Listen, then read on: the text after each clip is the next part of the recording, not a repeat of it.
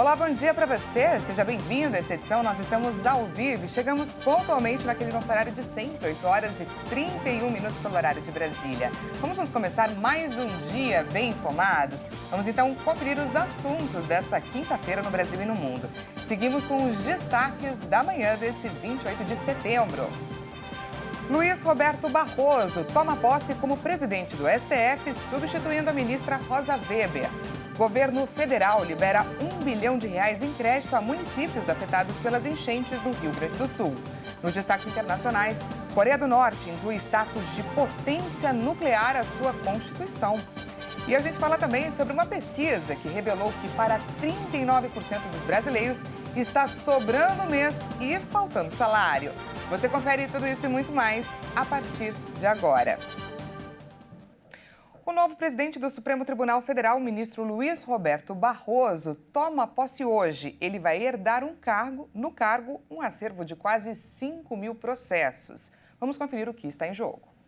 Ao assumir a presidência do STF, Barroso vai também acolher um acervo de 4.889 processos. Mas a maioria destes procedimentos já tem uma decisão e aguarda um eventual recurso. Depois que passam por uma primeira análise de admissibilidade, esses processos, se aceitos, são distribuídos aos demais ministros. A média de tempo de tramitação destes casos na presidência tem sido de 81 dias. Ao longo de 10 anos no STF, o ministro foi relator de processos de grande repercussão.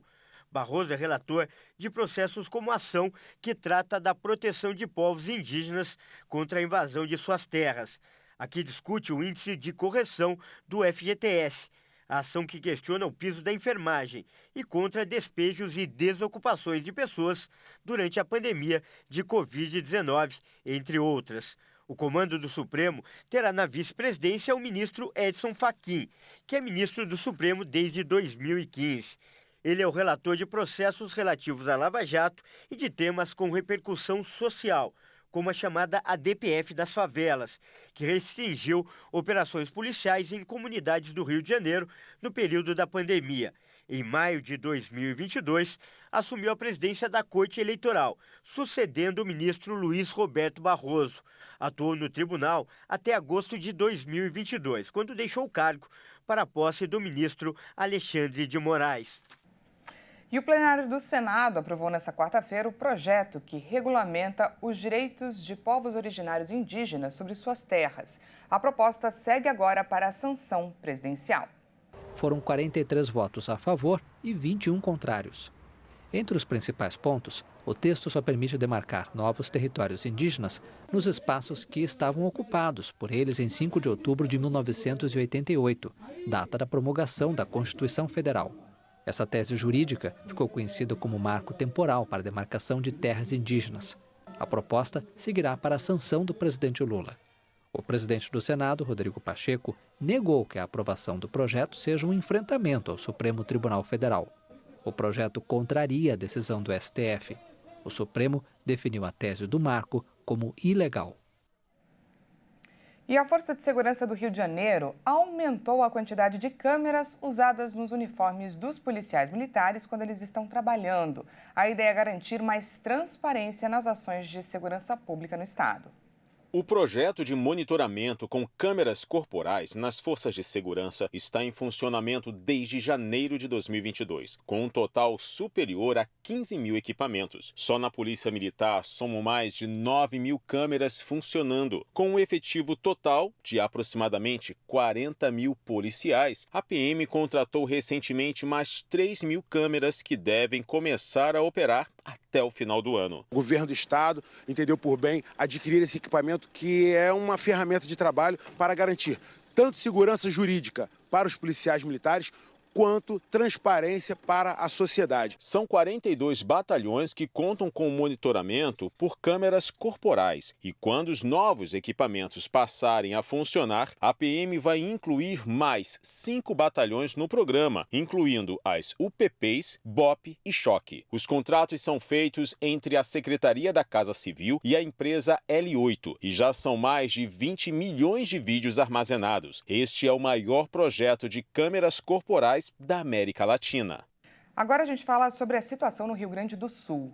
O O governo federal liberou R$ 1 bilhão em crédito a municípios afetados pelas enchentes. As medidas provisórias foram publicadas no Diário Oficial da União. Uma comitiva do governo deve visitar a cidade de Lajeado amanhã para discutir a situação no local. O presidente Lula assinou medidas provisórias para a destinação de crédito para ajudar na recuperação da economia dos municípios do Rio Grande do Sul, atingidos pelas enchentes após a passagem de um ciclone extratropical pelo estado. Os empréstimos, no valor de R$ 1 bilhão, vão ser feitos principalmente via Banco Nacional de Desenvolvimento Social e Banco do Brasil. As medidas foram acertadas durante uma reunião com o governador do Rio Grande do Sul, Eduardo Leite, para tratar das consequências relacionadas às fortes chuvas. E como Lula se prepara para realizar um procedimento cirúrgico nesta sexta-feira, uma comitiva do governo federal vai visitar Lajeado, no Vale do Taquari, que sofreu com as enchentes. Além dos ministros, participam da comitiva a primeira-dama Janja, secretários nacionais, equipes técnicas e diretores dos ministérios e órgãos federais. Estão previstas reuniões sobre medidas de crédito, o programa de aquisição de alimentos e fomento rural. Também devem ser discutidas ações voltadas para as áreas de educação, saúde e assistência social e sobre o Minha Casa Minha Vida. Desde o início do mês, o ciclone extratropical atingiu mais de 100 cidades e deixou pelo menos 50 mortos. Nos últimos dias, as chuvas intensas voltaram, causando mais alagamentos e tirando moradores de suas casas na região metropolitana e no interior do estado. Para a gente ter uma ideia, só entre os meses de junho e setembro, Rio Grande do Sul registrou a passagem de 9 ciclones, sendo 4 somente nesse mês. Meteorologistas do Climatempo alertam que a chuva deve continuar acima da média histórica nos meses de outubro, novembro e também dezembro. E outros eventos, como cheias, inundações e transtornos, devem ser esperados na região. E agora vamos para os destaques internacionais. A diplomacia russa acusou o Reino Unido e os Estados Unidos pelo bombardeio ucraniano contra o quartel-general da frota russa no Mar Negro, que aconteceu na semana passada. A instalação localizada na Crimeia foi atacada na última sexta-feira. Moscou relatou a morte de mais de 30 militares, incluindo o comandante da subunidade. De acordo com a porta-voz do Ministério das Relações Exteriores, Maria Zakharova, a ação foi coordenada com aliados ocidentais. Em 22 de setembro, Sebastopol foi novamente atacada. Não há a menor dúvida de que o ataque foi planejado com antecedência, usando recursos de inteligência ocidentais, equipamentos de satélite da OTAN e aeronaves de reconhecimento, realizado em estreita coordenação com os serviços de inteligência americanos e britânicos. A Crimeia, uma península ucraniana anexada por Moscou em 2014, é elemento fundamental do dispositivo militar russo mobilizado na ofensiva contra a Ucrânia. Serve tanto para enviar suprimentos às tropas que ocupam o sul do país, como para executar ataques. Desde junho, dentro de sua contraofensiva, Kiev atua para levar os combates para esta península, onde intensificou os ataques com mísseis e drones nas últimas semanas. Até o momento, Londres e Washington não responderam às acusações de Moscou. O proprietário do grupo imobiliário chinês Evergrande foi alvo de uma operação policial. De acordo com a imprensa internacional, o empresário foi levado pelas autoridades há algumas semanas e está retido atualmente sob vigilância residencial. A agência Bloomberg divulgou que o proprietário do grupo imobiliário chinês Evergrande, Xu Jiayin, foi alvo de uma operação da polícia. Fontes da agência informaram que o empresário foi levado pelas autoridades há algumas semanas e, atualmente, está retido. Ele está sob vigilância residencial, o que não significa que tenha sido preso ou acusado de um crime, destacou a Bloomberg. Xu, de 65 anos, já foi o homem mais rico da China. O porta-voz do Ministério Chinês das Relações Exteriores, Wang Wenbin, afirmou em uma entrevista coletiva que não estava a par da situação ao ser questionado sobre a informação. A gigantesca dívida da Evergrande contribuiu para o agravamento da crise imobiliária na China, o que gerou temores de um contágio global.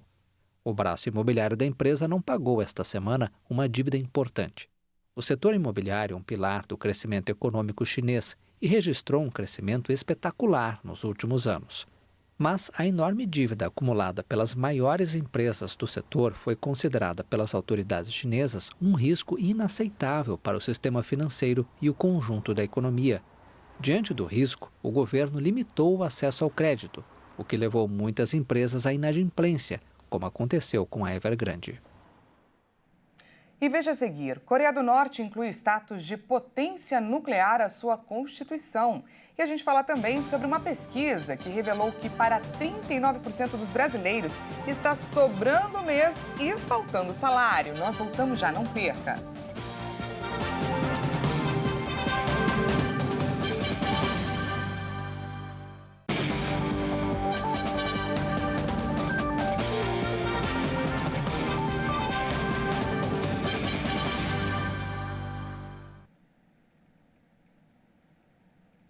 Seja bem-vindo mais uma vez, nós estamos de volta e ao vivo, 8 horas e 43 minutos pelo horário de Brasília. Voltamos com mais destaques do cenário internacional para você. A Coreia do Norte incorporou à sua Constituição o status de potência nuclear. A medida pode aumentar ainda mais a tensão com a Coreia do Sul e com os Estados Unidos. A informação é da agência oficial de notícias, KCNA. O líder norte-coreano Kim Jong-un afirmou que a política de construção de uma força nuclear foi estabelecida de forma permanente como lei básica do Estado, que ninguém pode burlar por nenhum meio. O país realizou um número recorde de testes com armas este ano, durante os quais cresceram as especulações sobre um ensaio nuclear que seria o 7º de sua história e o primeiro desde 2017. Também aumentaram as tensões com a Coreia do Sul e os Estados Unidos, que intensificaram os exercícios militares conjuntos na região. A diplomacia está estagnada e a possibilidade de negociar uma desnuclearização na península parece pequena. Há um ano, a Assembleia Popular aprovou uma lei declarando a Coreia do Norte uma potência nuclear. A legislação também permitia o uso preventivo desse tipo de armamento. Agora, a Assembleia, controlada pela cúpula norte-coreana no poder, dá um passo adiante e inclui esse status na própria Constituição. O governo mexicano informou que os restos humanos que poderiam pertencer a alguns dos 43 estudantes desaparecidos no país em 2014 vão ser analisados em um laboratório de uma universidade da Áustria. Nesta quarta-feira, Alejandro Encinas, presidente da Comissão da Verdade, acrescentou que o material também vai ser submetido a peritos da Procuradoria-Geral Mexicana. Durante a apresentação do segundo relatório da comissão, o funcionário disse que foram encontrados mais de 120 restos mortais na localidade de Las Cuevillas, no município de Cuetzalán del Progresso. Até agora foram encontrados e identificados os restos mortais de apenas 3 dos 43 estudantes de magistério assassinados e desaparecidos entre 26 e 27 de setembro de 2014 no estado de Guerreiro, um dos mais violentos do país pelos confrontos entre cartéis do narcotráfico. Uma destas quadrilhas, a Guerreiros Unidos, é acusada de ter praticado crime contra os jovens, em conluio com policiais e diante da passividade de autoridades locais e militares das Forças Armadas mexicanas. A Comissão da Verdade foi criada em dezembro de 2018 pelo governo do presidente Andrés Manuel López Obrador. Foram 370 dias, 21 horas e 22 minutos no espaço.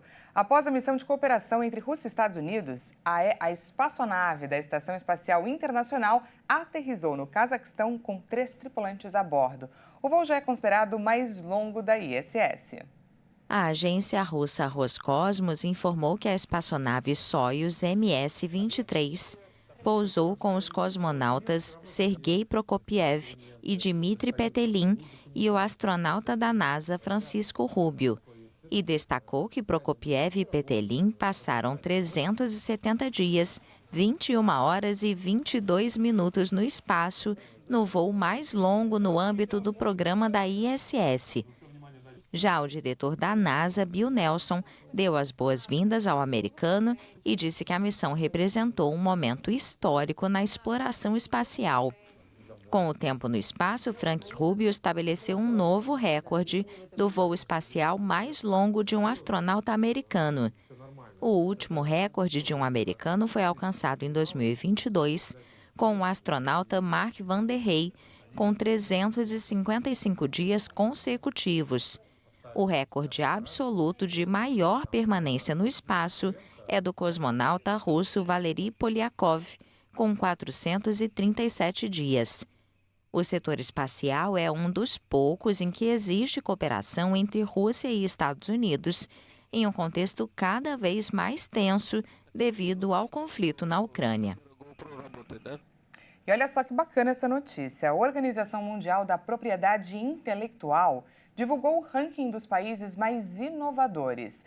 O Brasil subiu 5 posições e é o melhor colocado entre os latino-americanos.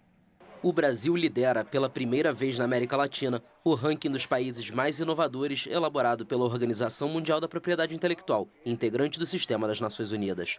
Depois de subir 5 posições, o Brasil ficou em 49º lugar. Chile em 52º e México em 58º são os outros 2 países da região melhores posicionados. O relatório mostra que a economia da inovação, antes concentrada na América do Norte e na Europa Ocidental, está se diversificando.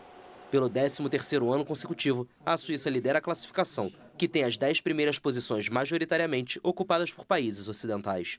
As 2 exceções são Singapura, 5ª colocada, e Coreia do Sul, 10ª.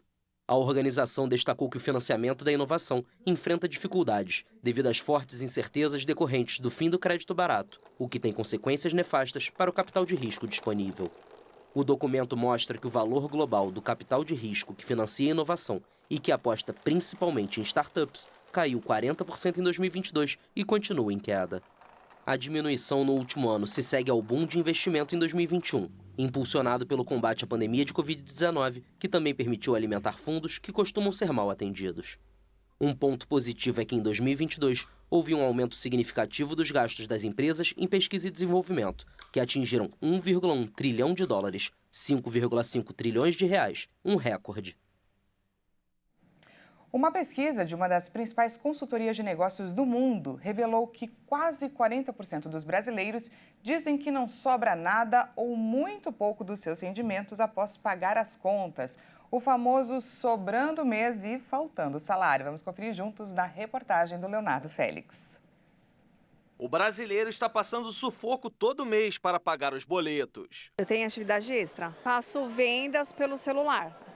Tenho meu trabalho fixo e tenho venda pelo celular. Nem assim consigo muito não, mas dá para complementar. Eu recorro a outras fontes de renda. Eu trabalho em uma empresa e associo com as minhas clientes, atendimento a domicílio. Está faltando dinheiro ao povo para manter as contas em dia. É o que revela o levantamento da PricewaterhouseCoopers, empresa multinacional de consultoria e auditoria. Participaram da pesquisa mais de 1.000 brasileiros, entre as 54 mil pessoas ouvidas em 46 países.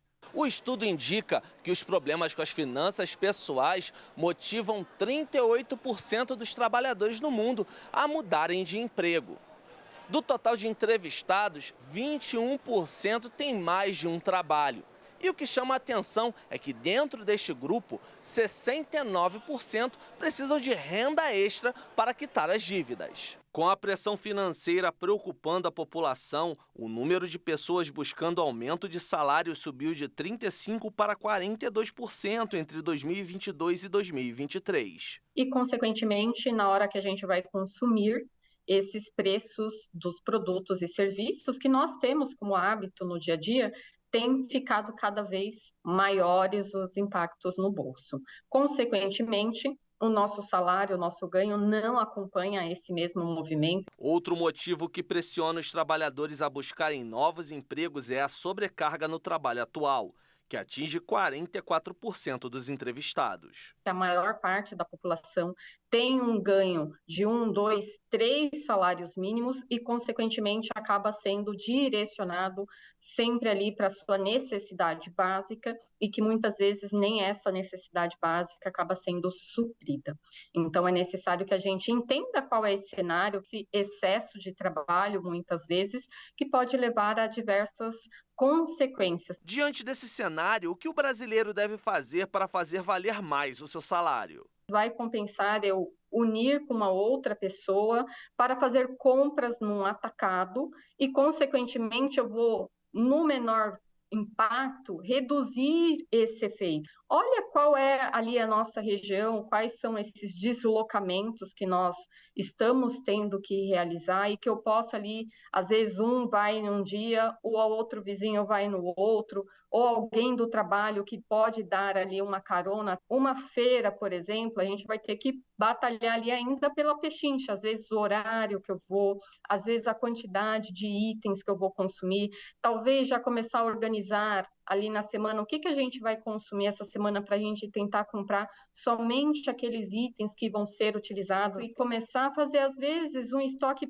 aproveitando de ofertas, de promoções. Segundo a especialista, é fundamental que o trabalhador comece a poupar, nem que seja uma pequena parte dos vencimentos, e busque também a educação nas finanças. Infelizmente, a gente não tem o hábito, às vezes, de sentar em família, entender, colocar assim na mesa mesmo. É importante a gente desenvolver uma cultura e um hábito de que seja R$10 de começar a guardar, começar a reservar, porque vai ter momentos que às vezes a gente vai precisar de mais recursos do que a gente ganha, seja às vezes uma situação não prevista. Enquanto isso, o cidadão vai se virando para quitar seus pagamentos. Eu sou vendedora, mas eu também respondo pesquisas online, pesquisa de rua, pesquisa de mercado, que eles acabam pagando para a gente responder as pesquisas, entendeu? E aí é uma rendinha extra. Tá bem difícil de colocar as contas em dias, né? O salário hoje ele não está compatível com o nosso custo de vida. Trabalho com base de comissões também, então a gente corre atrás, né?